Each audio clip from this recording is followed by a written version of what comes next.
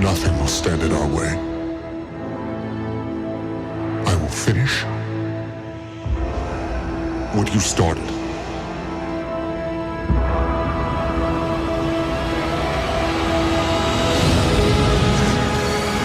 There are stories about what happened. It's true. All of it. We are catching up on LEGO Star Wars The Force Awakens here with TT Games, and you sort of said it in your presentation. The first question you get every time you do this is, what new features are you doing? And you came prepared, because you do have quite a few new features here in this new game. But first of all, let's start off by what is it like to sort of go back to something that you're very familiar with and be able to sort of flesh out a concept that you worked on for many times before?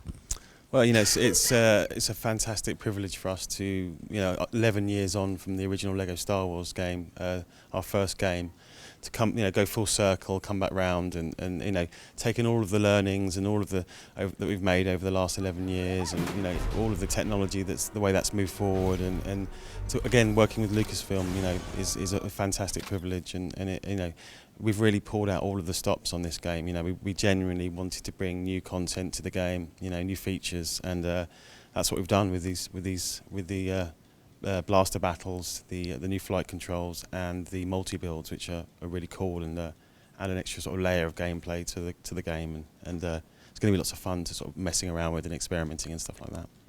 Yeah, because I think one thing about LEGO Dimensions was that the puzzles were a lot more complex than what perhaps I was expecting, and with the multi-builds, you're perhaps not going all the way there, but it's a little bit more complex puzzles that are possible. Yeah, well, I mean, when we were creating this feature, we wanted to find a way of recreating what kids do with Lego. So, you know, if you give a pile of Lego bricks to a kid, you know, they're going to build different objects and break them apart and build them again, you know, and that's what we've managed to recreate in the game. So, you know, traditionally in our games, you'd hold circle and it would build something. You know, now you'll get the option to build multiple objects from the same bricks, and that's allowed us to do some really cool things with puzzles and humour and the way you sort of navigate through the levels. So it's really cool, and it's lots of fun, and it sort of mirrors that sort of tactility of Lego that, you know, we're always trying to do in our games.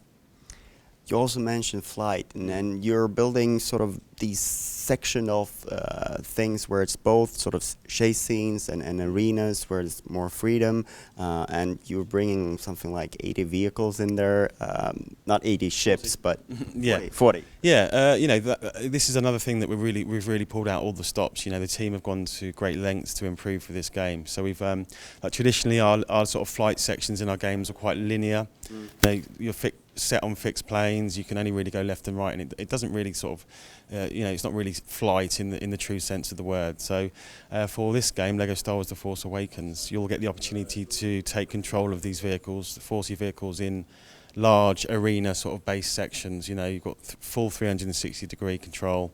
You'll be taking part in dogfights over Takodana, and, you know, recreating the Falcon scene in Jakku, and you know, it's great. It looks really cool. The cameras and the sound and everything like that is awesome, and the team have done a fantastic job in it, and it's great fun to play.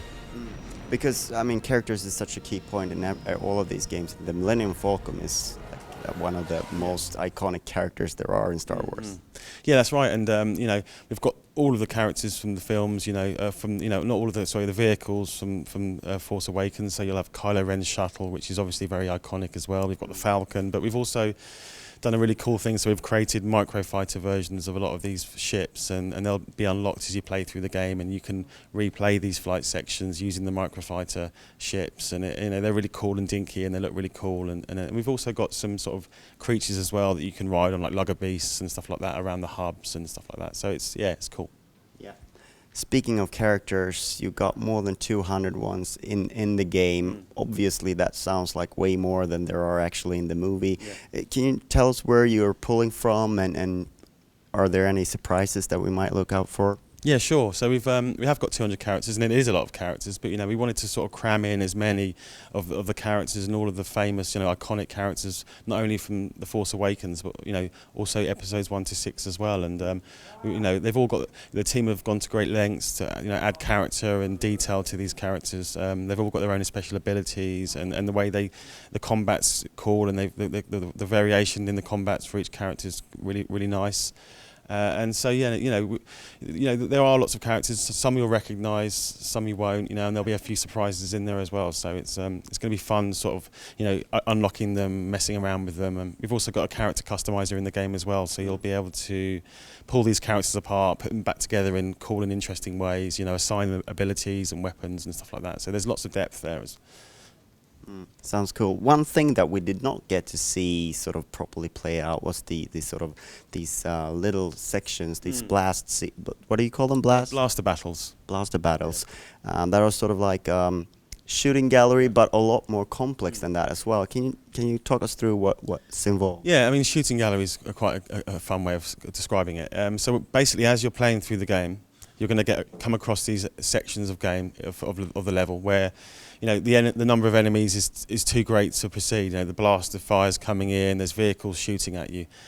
So you have to sort of be creative and using the cover system. So you'll take cover behind objects. You'll be able to use the character's abilities to interact with the scenery. You'll be able to build turrets or just pop out and shoot stormtroopers with your blaster. So lots of variation there, and lots of scope there for different and interesting situations from the films. We've also got the AI as well, and they'll be taking a lead role in this as well. So they'll be doing other things similar to the players. They'll be building turrets and interacting with the scenery and doing cool and interesting things. So it adds a lot of depth and looks really cool. Speaking of characters, will Jar Jar Binks be in there? No comment. I don't want to go into specifics on each character and what we're going to feature in the game, but rest assured that there's going to be some really cool surprises, and we're leaning on not just characters from The Force Awakens, but the entire Star Wars galaxy. So there'll be lots of cool surprises. Like I say, they've all got their own abilities and their own animations and their own characteristics and characters. So it's going to be fun, sort of unlocking them as you play through the game. Right. Sounds interesting. You're coming out on June 28th. Can you write off all the platforms for us? Every platform ever created, basically. So we've got PlayStation 4, PlayStation 3, we've got Xbox One, Xbox 360, we've got 3DS, Vita, mobile, Wii U as well. So pretty much everything. We've got a PC version, a Mac version. So I think that's everything. I think you got it. Yeah. Thanks a lot for your time. You're welcome. Thanks a lot.